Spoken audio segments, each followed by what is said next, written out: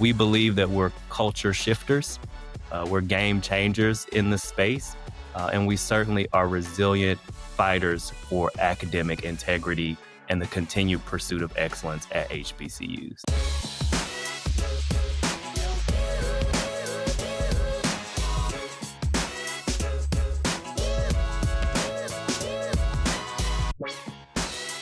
Hello and welcome to this episode of Class is in Session. I'm your host, Ashley Stevens, and this show on Black Enterprise highlights the latest happenings inside HBCU classrooms. We also take a look at public policy issues facing these historic institutions, and we also spotlight leaders, students, and alum who are making major moves in the worlds of business, education, and the arts. I am always super excited when we hear directly from leaders at these historic institutions. And joining us today is the president of Grambling State University, who has entered a new era of focusing on institutional wealth and sustainability. As an alum turned president, Dr. Martin Lamel Jr. is one of the youngest presidents in the school's history and among the youngest among all HBCU presidents. He brings his accounting and business degrees, coupled with finance and operations expertise from companies such as PricewaterhouseCoopers, IBM, General Electric, and Dean Foods to the university. President Lamel will discuss revenue innovation, corporate partnerships, and the state and federal funding landscape impacting his HBCU in Louisiana. We'll also take a look at his vision for his alma mater's future, and I'll be joined by an alumna who is also a BE professional here at Black Enterprise, a Gram Fam alumna who will also help and join in this interview, Tiara Smith. Hello and welcome, President Lamel. Hello, Ashley. Thanks so much for having me on. I'm excited to be with you today and share the Grambling story. Absolutely. We're excited to have you and always encouraged to, share with our audience all that's happening in the world of our HBCUs and hear directly from a leader in terms of what is happening at Grambling. So listen, let's just go back to the beginning and talk a little bit about who you are and what you do. Where did you grow up and what was the value placed on higher education? So I'm a native son of the community of Grambling, Louisiana. The institution, Grambling State University, is fortunate to have a great town and gown relationship here in the city of Grambling. So my parents are also alums of the institution and reared my brother and I in this wonderful community here in Grambling, Louisiana. And so I'm a product of the Grambling Laboratory School System. So K through 12, I had the great fortune to learn right here on the campus and then walked across the street, as we like to say, to be a part of the Grambling State University experience. And so honored to now have a full circle moment to return to my alma mater and lead as the 11th president at GSU. That's phenomenal. 11th president. And why did you decide? Obviously, you grew up in the area, but why Yeah. did you choose an HBCU and specifically Grambling State? So there's legacy, certainly the understanding of the historical arc of HBCUs. During Reconstruction, there were over 300. Today, we celebrate just over 100 HBCUs. And so we were birthed out of necessity, and we continue to find ourselves to be a place of pathways and possibilities for students. And so I grew up Grambling, and so I had a front row seat to the Grambling experience. I knew I wanted to attend an HBCU. I certainly explored my options, but I also knew I wanted to create a pathway in business education.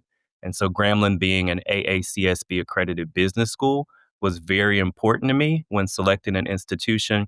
And so that journey, coupled with legacy, understanding the expertise, and then finding my fit at GSU were very important to my selection. Got it. Finding your fit at GSU. Dr. Lamel, who were some of the key influences or influencers in your life, and what did you learn from them? So I'm fortunate to be third generation Grambling. And when I look at the arc of my great aunt, Willie Huey, who studied accounting and graduated at Grambling State University, took a journey to be an HBCU administrator. Then I look at my mom. So both my parents are alums. My mom is an accounting graduate here at Grambling State University, took a journey to be an HBCU administrator. And so now I'm sitting here now as an accounting grad at Grambling State University and an HBCU president. And so the foundation was laid. I had great examples of what it meant to not only understand the space, but invest in the space. And so we are seeing a resurgence of alums be a part of the leadership ranks at HBCUs, and I'm proud to be a part of that tradition. Awesome. Well, we are also excited that you are a part of that tradition. But let's backtrack before you even decided that you would come back to work at your alma mater. You have an extensive history in the business world. So let's talk a little bit about what piqued your interest in accounting and in business. So, business education is very important, starting with groups like Future Business Leaders of America in the high school experience to programs like Inroads and opportunities like the Thurgood Marshall College Fund and United Negro College Fund were very impactful for me as a student leader. And so my journey to business education started with an internship my sophomore year here at Grambling State University with PricewaterhouseCoopers and understanding the world of public accounting. I then went into the space of IBM and consulting and then found my opportunity. I'm the first Thurgood Marshall school president to also be a Thurgood Marshall scholar. And so my journey from the Leadership Institute as a scholar, as an undergrad, to now a member institution president starts with exposure and access. And so our students right now are in Washington, D.C. for the Thurgood Marshall Leadership Institute. And that's where I did my first interview with General Electric that set up a pathway for me as a corporate professional in finance. Got it. Corporate professional in finance. I'm curious to know a little bit more about that. Tell us how your experience from the business world, those skills, that experience has translated and transferred over to your role leading the university now.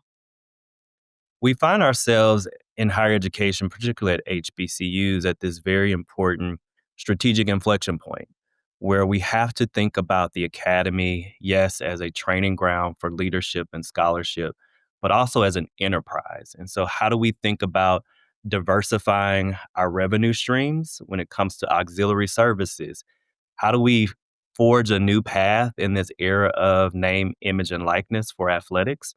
And so having that business background and expertise helps me bring a positioning to the institution that is grounded with an understanding of market realities, economies of scale, and what happens within the broader ecosystem, but also with a sensibility to understand faculty scholarship and research interests, the protections of institutions like tenure and faculty rank, and the voice of the student being very parallel to what we see in corporate entities to the voice of the customer.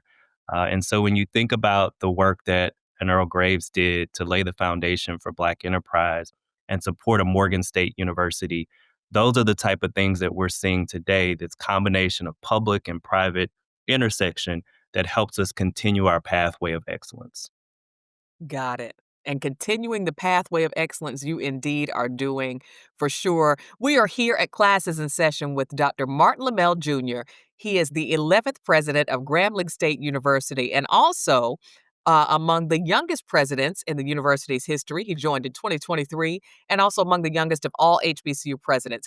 Dr. Lamel, what has been challenging to you so far as a president? And then coupled with what's been most rewarding so far?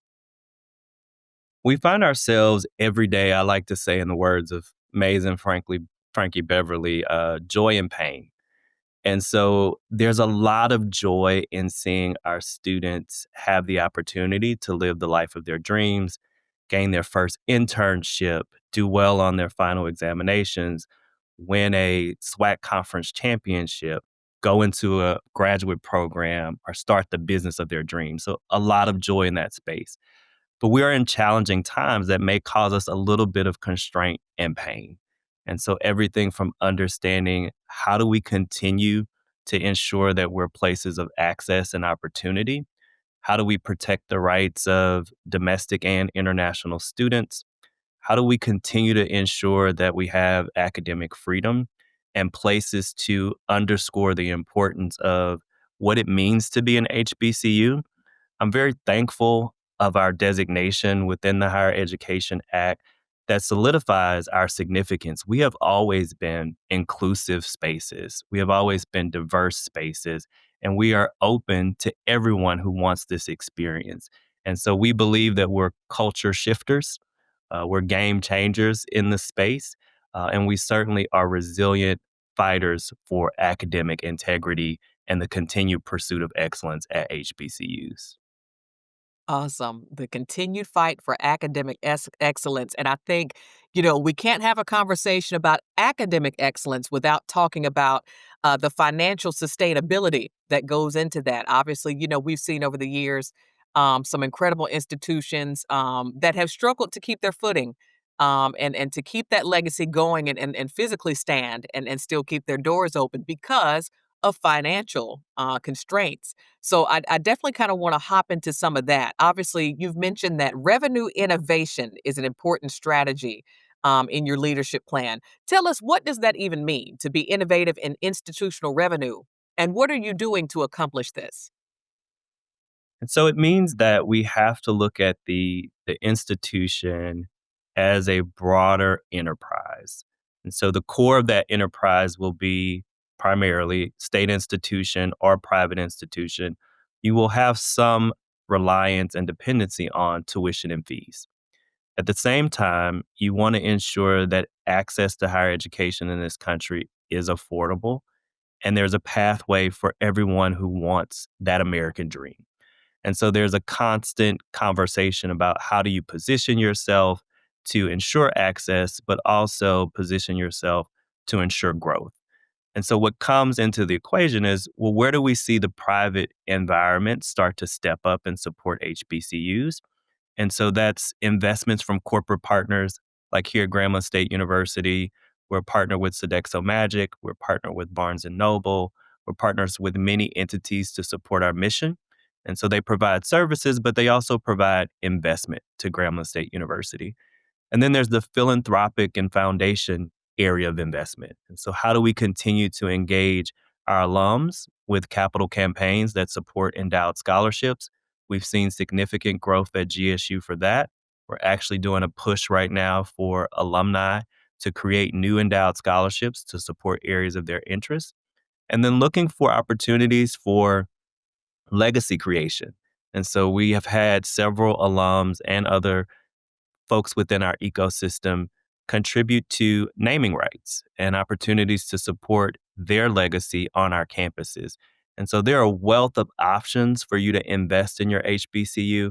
I would say the minimum start is to just make the investment. And so whatever the dollar amount, whatever the contribution, start with giving back.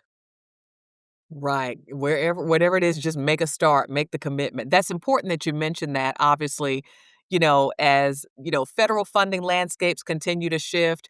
I know that when the White House executive order on HBCUs came out, there was a heavy emphasis on private donors, philanthropic donations, and you've mentioned some of the examples at Grambling State. Do those partners, in addition to supporting financially, are there also internship and career pathway opportunities for students that graduate from Grambling or while they're still students at Grambling? That is core to our mission, Ashley, and a part of our strategic plan that students will, one, understand their strengths. And so we partner with Gallup to do strength assessment very early on in the student's academic journey. Our Center for Career and Professional Development allows students to start their internship experience as early as their first year. And so we're embedding integrative education into our modalities. And so we want students to have the power of choice when they graduate from Grambling State University. And so we want students to graduate with zero to minimal debt. And so we're working with investors to support additional scholarships, but also be on the pathway for that entrepreneurial endeavor. The next cover of Black Enterprise will have a Grambling student with their innovation on it. I'm claiming it here today. We want students to go to graduate and professional schools and continue their educational journey. And we want students to occupy spaces in this corporate environment on a global scale. And so 1 in 5 of our first year students last year were actually international students. And so we're seeing students choose Grambling from across the globe. We just celebrated Nigerian Independence Day yesterday with our students from Nigeria. And so we are a worldwide brand. Our motto at Grambling, Ashley, is we're the place where everybody is somebody. And I promise you that when you choose Grambling State University, you're choosing an institution that has your name on it. Love that. The place where everybody is somebody. And obviously, international students that made me think Grambling across the globe, that Yes. you are definitely reaching out there. And I love to hear that. In just a moment, we're actually going to have one of the Graham fam, one of your alums that works here at Black Enterprise. She's going to join us on this interview at any moment, and she has some questions for you as you are the 11th president. But if we backtrack before that, Dr. Lamel, you were already working at the university. You've had other roles, is that right? Tell us a little bit about what led to you being the president at Grambling. Thank you for that. And I speak to students oftentimes about the personal board of directors, right? And our ability to ensure that we continue to have pathways for mentorship and sponsorship. So I had the great fortune after my corporate experience to start my higher ed journey in 2016 as the chief operating officer of Grambling State University, working with then President Rick Gallo, who now leads the University of Louisiana system. And so worked on projects like our renovation to the McCall Dining Center, projects that impacted our fiscal health score to ensure that we continued a healthy balance sheet at Grambling State University.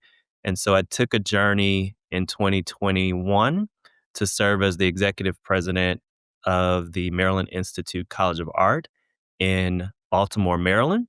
And so that opportunity allowed me to get connected to the world of private higher education.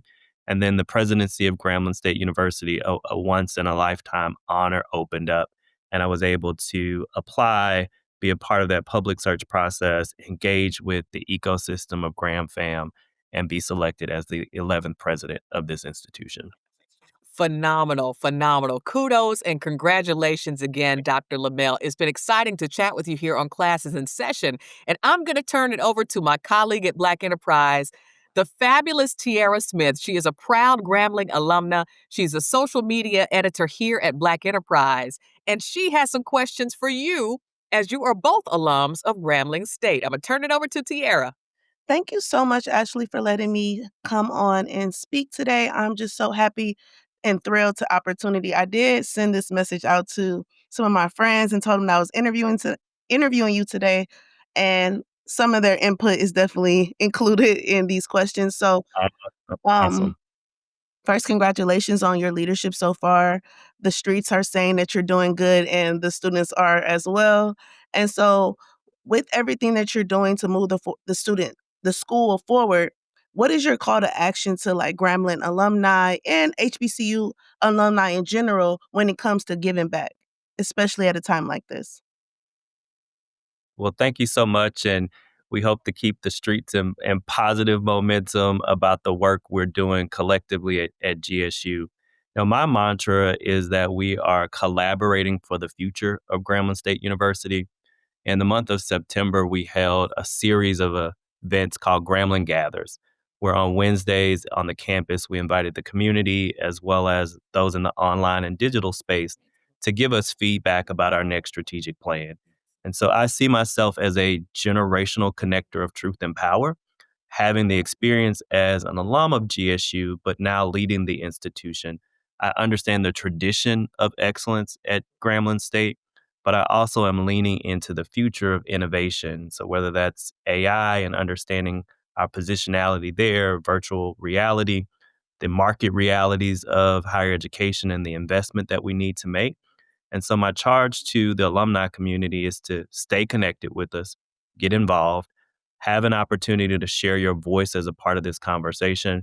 And we have several opportunities coming up where you can contribute your time, your talent, and your treasure to GSU. That sounds great. And so how are y'all leveraging like Black culture, which remains very central to HBCU students and alumni to leverage and strengthens Gremlin's story? Great question. You must have a GSU degree.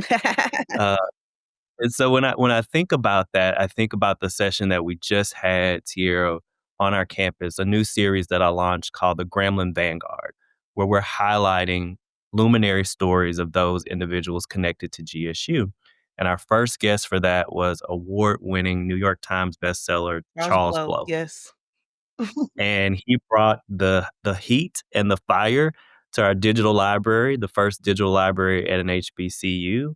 And so you will see us doing a lot of storytelling going forward. Grambling State University will celebrate 125 years of excellence next year. And so you will see a campaign coming out pretty soon around some of those elements of storytelling.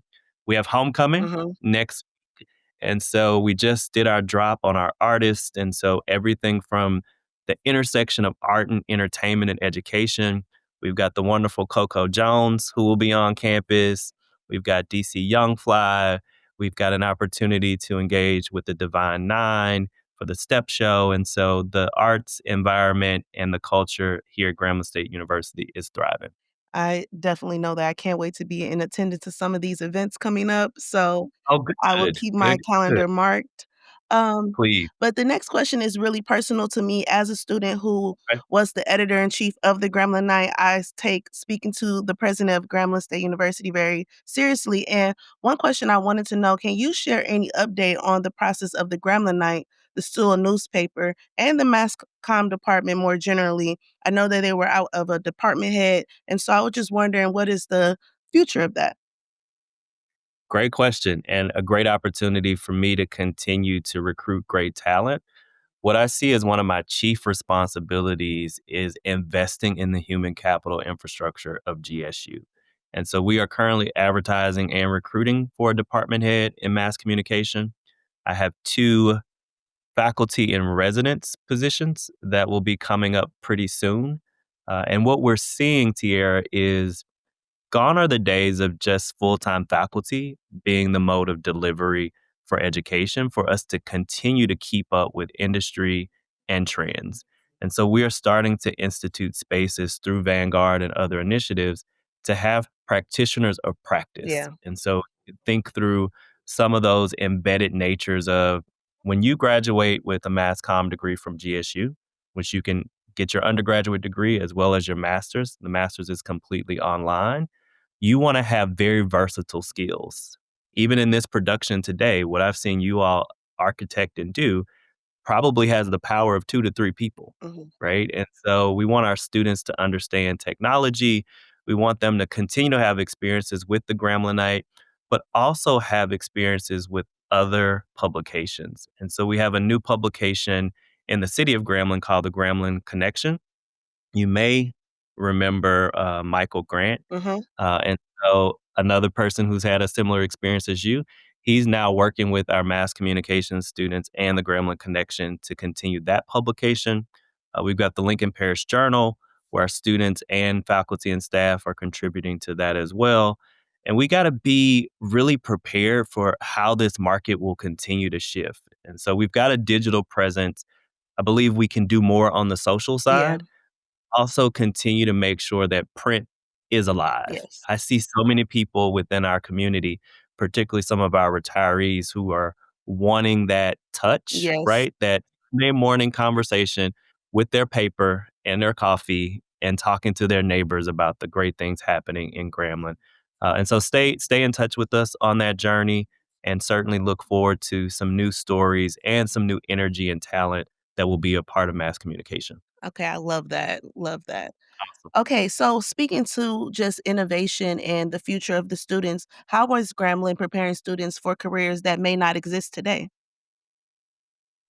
Great question. When we think about the student journey of today, we really have to prepare our students to be knowledge workers. And so, a knowledge worker is a person who can go into a space regardless of the discipline, the industry, the technical requirements, they can pivot as the industry or the position changes. And so we're focusing on communication skills heavily with our students. Our currently quality enhancement plan through our accreditation body is focused on communication. And so we're embedding that within the curriculum. And so whether that's in the sciences, you will have to continue to do poster presentations and experiments, but you will also have to condense that into what does that look like for a minute to a 2 minute pitch topic on that. And so we're seeing faculty from the College of Business work closely with faculty in the College of Arts and Sciences and Professional Studies and Education because the student really has to be at the center of all things. And so gone are the days of just one discipline or functional expertise. Our students who leave GSU will have a degree, but they'll also have stackable credentials to enhance that degree. And so whether that's artificial intelligence, the art of communication, financial literacy, and planning is also a core component of our strategic plan coming up. So our students will not only secure the bag, they can keep the bag. And so that's very important for our students and our community going forward. Absolutely. Are there any new academic programs that are being introduced or existing ones that y'all are phasing out? And I know you said some programs are allowed, are offered all online. So if you can just expand on that. Yes. So if you go to gram.edu, you will see our full academic portfolio. Some of the highlights of new programs that we're working on right now. We recently received approval for a BS in public health that's working its way through the final approval process. This will continue to address the needs in the healthcare space for our students and the broader community. The master's in mass communication, again, now is approved for 100% online delivery. Our doctoral degree in education, developmental education, is also completely online. We are in the process of shepherding our space to occupy Research 2 status within the next 5 to 6 years.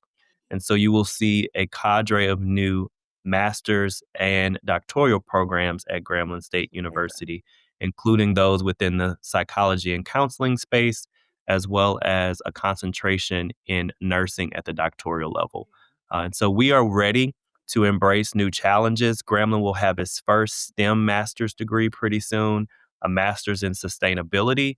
And so we're thinking about two races: the race to continue to compete with artificial intelligence and technology, but also the very important race to ensure that our environment is sustainable and our ecosystem can support all of the growth that we're seeing in technology. And so GSU will be well positioned across many spaces. Perfect. Thank you so much for your time. That's all my You. questions. I know that the band looks fabulous. I just saw them in Dallas, and Awesome. Dr. Thank Rubar you. is like top tier. Yeah, No one can she touch her. she is. Thank you for that. I will share that feedback with her. Thank you so I much. agree. Awesome. Thank you so much to Tierra Smith for sharing some insightful questions. As you mentioned, you can tell she has a GSU degree and a Absolutely. journalism. Now, she's sharp with these questions now. Okay. Yes, she is. Yes, she I learned from the Oh, best, and I just wanna make sure that the pipeline continues. that's right. We're on it. awesome.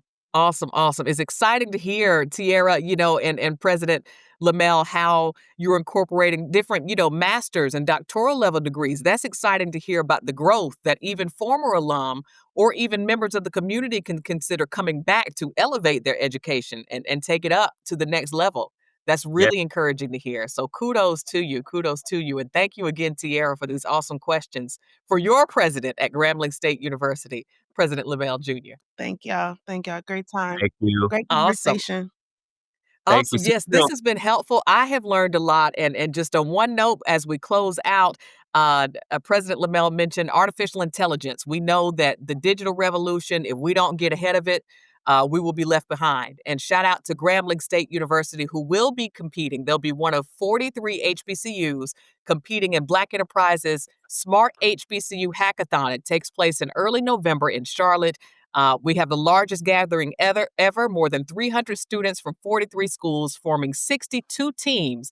It's a historic coding competition where we have dozens of sponsors on site, and it's hosted by American Airlines. The goal is to recruit these students for internships and jobs in computer software, in computer engineering, in cybersecurity. So we're excited to know that Grambling is back with us again to defend, to compete for the title. So Yes. shout out to Absolutely. Grambling in the hackathon. Yes. Great. Thank you so much. And thank you, Black Enterprise and American Airlines, for the investment and the support. Absolutely, absolutely. As you mentioned, it takes both public and private partnership a lot of times to elevate these opportunities for students. So, President Lamel, again, thank you for being here with us, with Tierra and I on this episode of Classes in Session. Thank you so Thank you, much. Have a great guys. one. Have a All right. great one. And to those who are watching, again, please be sure to share this episode with family and friends, particularly Gram Fam. Share this episode far and wide. And again, stay posted for all the latest coverage on Black Enterprise's social media channels and the website, blackenterprise.com. For this episode of Class is in Session, joined by my co-host, Tierra Smith. I'm Ashley Stevens, here with President Martin Lamel Jr., and Class is dismissed.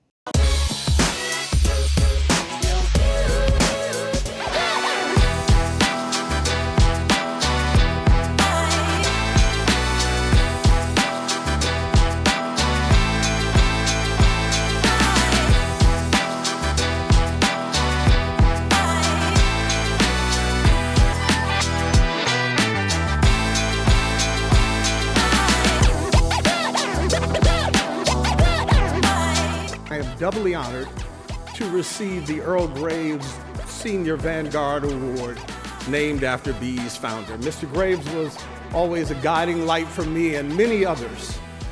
He always had advice, a kind word, and even a playful jab for me.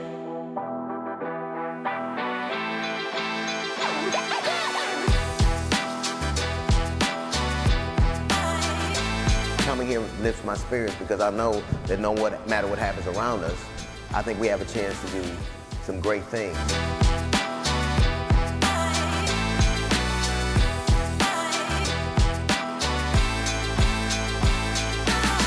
Networking is extremely important.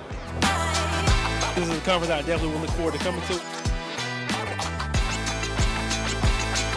Excellence is the base. That's the base. The goal is exceptionalism.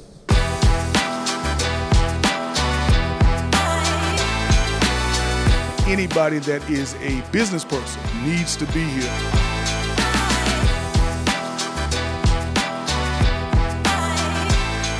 For more than 5 decades, we've had your back.